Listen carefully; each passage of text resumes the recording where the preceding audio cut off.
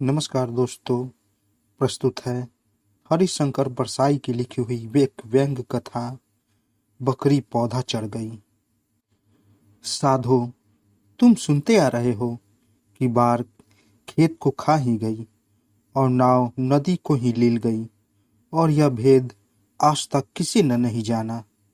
तुम इन उलटवासियों का दार्शनिक अर्थ निकाल लेते हो और रूप को समझ लेते हो। आज मैं तुम्हें एक समाचार सुनाता हूँ और तुम इस रूपक का अर्थ बतलाओ। समाचार मध्य प्रदेश की राजधानी भोपाल का है।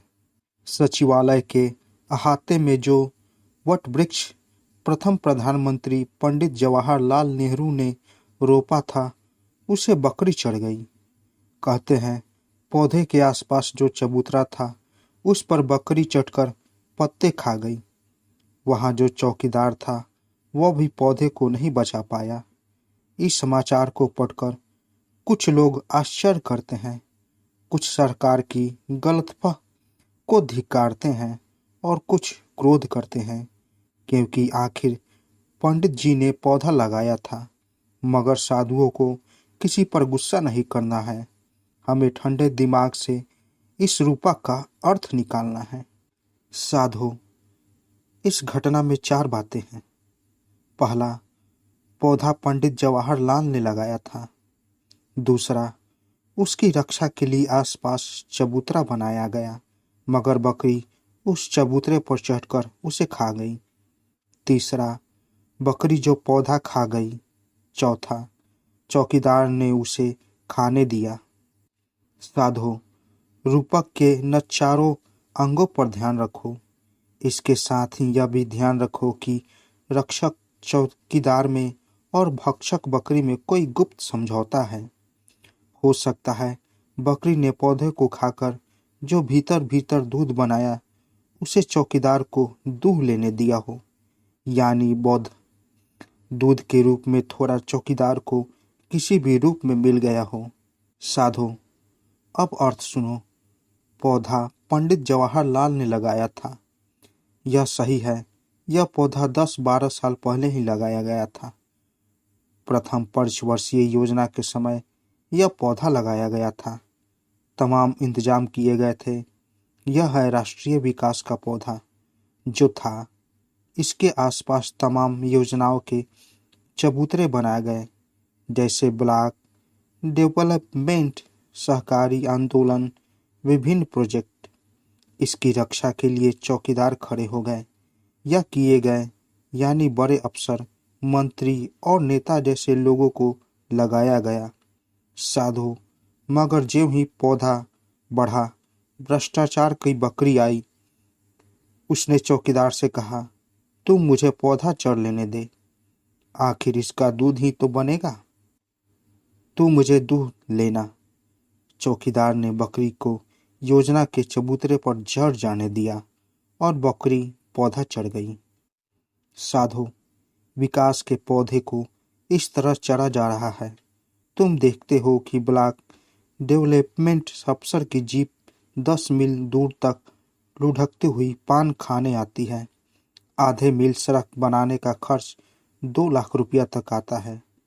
योजना का सामान उठकर बाजार में बिकने चला जाता है। नया पुल पहली बरसात में ही बैठ जाता है। रास्ते बंद हो जाते हैं। इमारत बनते ही तिरक जाती है। बांध की दीवार टूट जाती है और सैकड़ों रुपए पानी में बह जाते हैं। सैकड़ों टन गल्ला सरकारी गोदाम में सड़ जाता है। लाख रुपए की संस्था के उद्घाटन में 2 लाख रुपए लग जाते हैं। साधु लोग न चीजों का बड़े रोष से उल्लेख करते हैं। मैं कहता हूँ, क्रोध मत करो। पंडित जवाहरलाल के लगाए पौधे को बकरी चढ़ रही है। साधु, पंडित जवाहरलाल जगह जगह तरह तरह के पौधे लगा रहे हैं और उन्हें तरह तरह की बकरी चढ़ रही है। इधर जवाहरलाल पौधा लगाकर पीठ फेरते हैं और उधर बकरी चढ़ जाती है। हाल ही में राष्ट्रीय एकता पौधा लगा था। कितने ही नेताओं ने उसे अपने भाषण से सींचा था। पंडित जवाहरलाल ने खाद दिया था, पौधा लगाकर पंडित जवाहरलाल मदुराई गए। उधर उत्तर प्रदेश की संप्रदायवाद की बकरी उसे चढ़ गई। जवाहरलाल कांग्रेस के भीतर एकता का पौधा मदुराई में लगाकर हाथ धो ही रहे थे कि मध्य प्रदेश कांग्रेस के दलों ने कहा कि टिकट के मसले पर हम एकमत हो ही नहीं सकते, इसलिए यह काम लाल बहादुर शास्त्री को सौंपा जाए। पद लोलुपता की बकरी कांग्रेस की एकता के पौधों को चढ़ गई। साधो, किस किस पौधे को देखिए और किस किस को रोइए। तमाम चौकीदार बकरियों से मिले हैं और वे चरे जा रहे हैं। साधु, भोपाल सचिवालय के अहाते में पौधा बकरी चढ़ गई। यह आज लोगों को दिखा, चढ़ तो कब से रही है। पिछली फरवरी में इसी मध्य प्रदेश में राष्ट्रीय एकता के पौधे को बकरी चढ़ गई थी। साधु, अब तो एक बड़ा मजबूत भयानक बकरा छुट्टा घूम रहा है। यह धर्म और संस्कृति की गठी पहने फाजिस्म का बकरा है। यह जदंत्र के पौधे को तो क्या झाड़ तक चढ़ जाएगा। इसके सींगों से चौकीदार भी डरने लगे हैं। साधु, इसने बकरियों को मात कर दिया है। यह वट वृक्ष को चढ़ जाने का हौसला रखता है।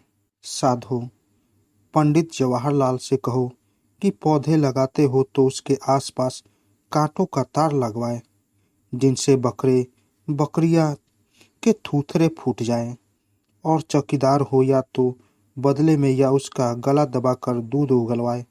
और अगर पौधे लगाने का शौक है तो उजारू बकरियों को काजी हाउस में डालो, वरना तुम पौधे रोपोगे और वे चढ़ते जाएंगे और अखबार छापेंगे कि आज यहाँ पौधा चढ़ लिया और कल वहाँ। तो दोस्तों, कैसी लगी कहानी? अगर आप लोगों को कहानी अच्छी लगी हो तो मेरे चैनल को ज़रूर सब्सक्राइब करें और साथ ही साथ बेल आइकन को भी ज़रूर दबाएं, ताकि मेरी कहानी सबसे पहले आप तक पहुंचे। तो दोस्तों, मिलते हैं एक नई कहानी के साथ एक नए वीडियो में। तब तक के लिए नमस्कार।